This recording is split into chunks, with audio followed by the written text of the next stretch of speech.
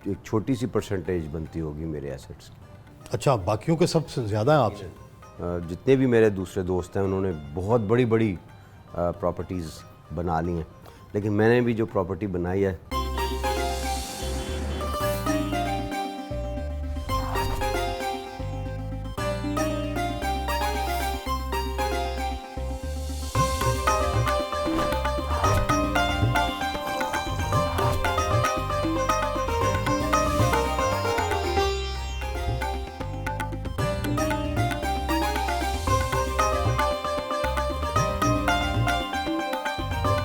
नामवर गुलकार और पाकिस्तान तहरीक इंसाफ के सीनियर रहनुमा इब्रारुल हक से मिलने डिफेंस लाहौर में उनकी रिहाइश गाह पहुंचे।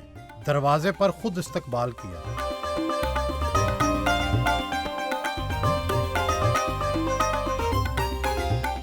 अशराफिया के रोल मॉडल एचिसन कॉलेज में जोग्राफिया का प्रोफेसर अगर किने किने जाना बिल्लो दे घर गाएगा तो मशहूर तो होगा। कोई फार्मूला लगाया था या आवाज़ ही अच्छी थी?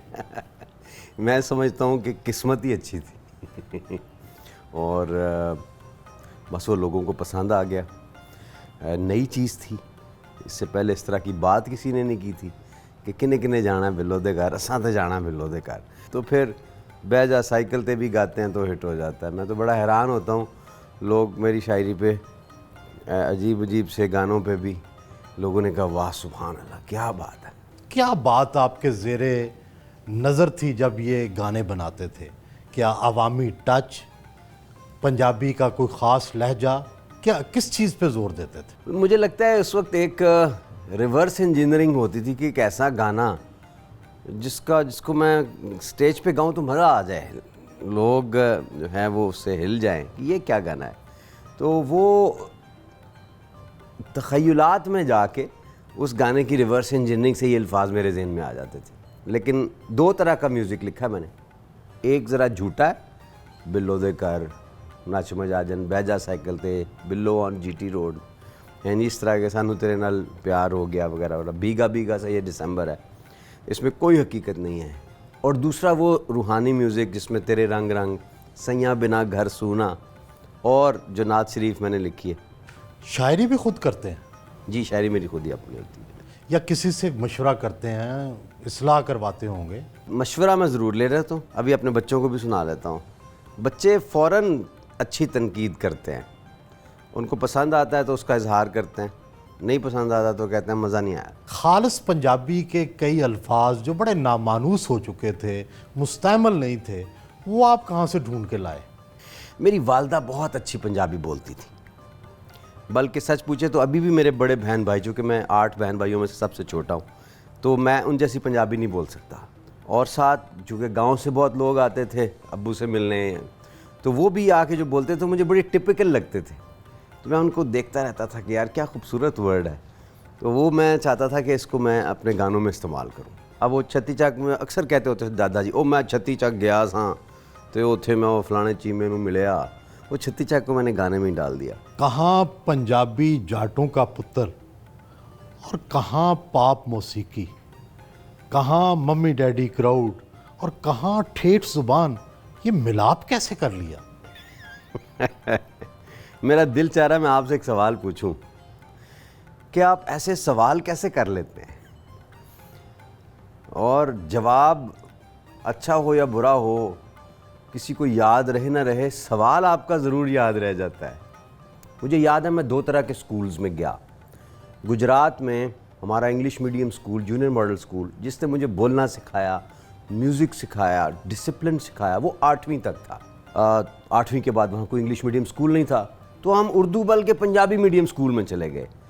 पहले दिन जब मैं वहाँ गया तो एक लड़का मुझसे पूछने लगा किन्ने भरा हो? मैं कहा जी 3। कहता जे 4 होंदे तो तू मेरा की कर लेना सी। तो मैं बड़ा हैरान हुआ कि मैं कहाँ आ गया हूँ। तो वो मम्मी डैडी क्राउड और वो टिपिकल पंजाबी ठेठ लहजा और ज़ुबान, दोनों का मिलाप जो है मेरे अंदर बचपन ही से हुआ।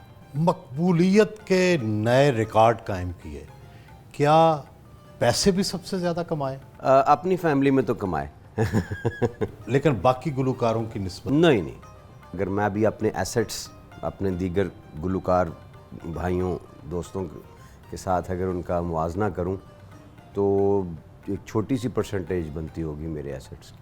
अच्छा, बाकियों के सबसे ज़्यादा है आपसे? जितने भी मेरे दूसरे दोस्त हैं उन्होंने बहुत बड़ी बड़ी प्रॉपर्टीज़ बना ली हैं, लेकिन मैंने भी जो प्रॉपर्टी बनाई है सहारा की सूरत में, अल्हम्दुलिल्लाह अल्लाह ताला उसका दुनिया के बाद आखिरत में अजर देगा, क्योंकि रहने वाली ज़िंदगी तो वो है। सो असल इन्वेस्टमेंट भी वही है। सहारा फॉर लाइफ का ख्याल कैसे आ गया और फिर सारे ही गुलकार ये काम करने लगे? जवाद अहमद भी यही कर रहे हैं, सलमान अहमद भी यही कर रहे हैं, शहजाद राय भी ये कर रहे हैं। मुझे याद है कि मुझे जहाज़ उड़ाने का बड़ा शौक़ था।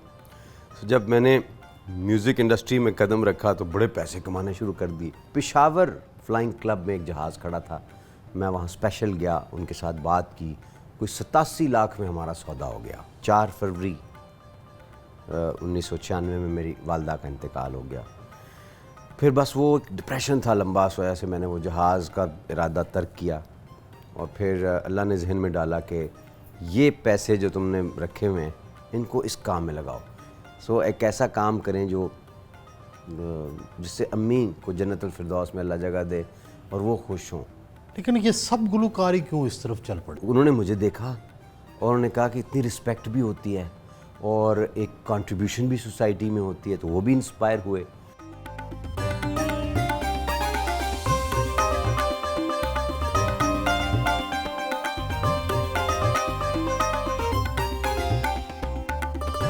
नाश्ते में निहारी, गर्मा गर्म पूरी, चने, अंडे, अचार और लस्सी से तवाज़ो की।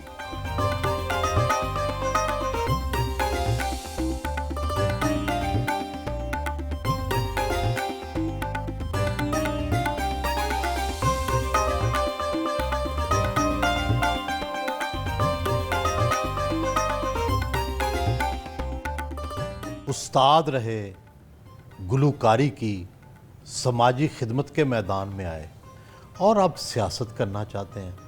एमएनए बनकर क्या कर लेंगे? एमएनए बन के एक ऐसी सोच को मजबूत करने की कोशिश करेंगे जो खिदमत वाली हो। इस बार इलेक्शन जीत जाएंगे? मुझे उम्मीद है अल्लाह के कर से इंशाल्लाह। पढ़ाई साहब जीत तो हम मेरे ख्याल में पिछली दफ़ा भी गए थे, लेकिन मैं देखें जो भी इलेक्शन हार जाता है ना वो कहता है जी मेरे नाल धांधली हो गई सी। मैं अपनी बात नहीं करता, मैं बात करता हूँ हाई कोर्ट के जज की, जो उन्होंने नारोवाल के हल्कों के बारे में की। उन्होंने कहा the election process was slaughtered by returning officer in Narowal. मैंने उनको एहसान इकबाल साहब को एक ही मैसेज लिख के भेजा था कि जो शाख नाजुक पे आशियाना बनेगा नापायदार होगा, क्योंकि मुझे तो पता था मेरी आंखों के सामने जो जो हो रहा था। एक वाक़या आपको सुना देता हूँ। एहसन साहब की मिसेस हमारी भाभी हैं, वो भी अपनी सहेलियों सखियों के साथ एक पोलिंग स्टेशन पर जाके तो खामद की मोहब्बत में वोट डाल रहे थे, कुछ एक्स्ट्रा वोट भी डाल लिए, कुछ काफ़ी ज़्यादा। तो हमारा लड़का वहाँ पे खड़ा था फ़याज़, उसको अच्छा नहीं लगा, उसने मुझे फ़ोन कर दिया, सर इधर एहसन साहब की मिसेस आई हुई और वो वोट डाल रही है। मैं हंस पड़ा, मैंने कहा यार मैं तो खुद इधर धांधली रुकवाता फिर रहा हूँ और मुझे हर पोलिंग स्टेशन से फ़ोन आ रहा है, तो मैं अब किधर किधर जाऊँ, तुम खुद ही उनको रोको ना। कहता मैंने रोकने की बड़ी कोशिश की है, पुलिस वाले आगे नहीं मुझे जाने देते, तो वो अपना काम कर रही हैं। मैंने कहा फिर क्या कर सकते हैं, चलो। थोड़ी देर के बाद मैंने उसको दोबारा फ़ोन किया, 20-25 मिनट के बाद। मैंने कहा क्या सूरत हाल है, तो उसने बड़ी दिलचस्प बात की। कहते हैं जी उन्होंने वो जेडे वोट पाने सन पा लेने, तो मैं क्या हुण, कहता हुण नमाज पढ़ रहे ने।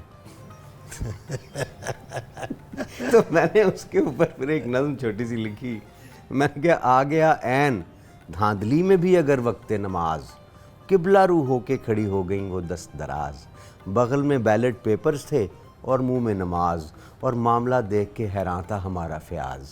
उस लड़के का नाम फ़याज़ था। कि अभी वो मदीने के अकामे के हवाले से कह रहे हैं मेरी खुशकिस्मती है कि मदीने का अकामा। भाई मदीने से सिस्टम लेके आए, आप रियाल लेके आ रहे हैं।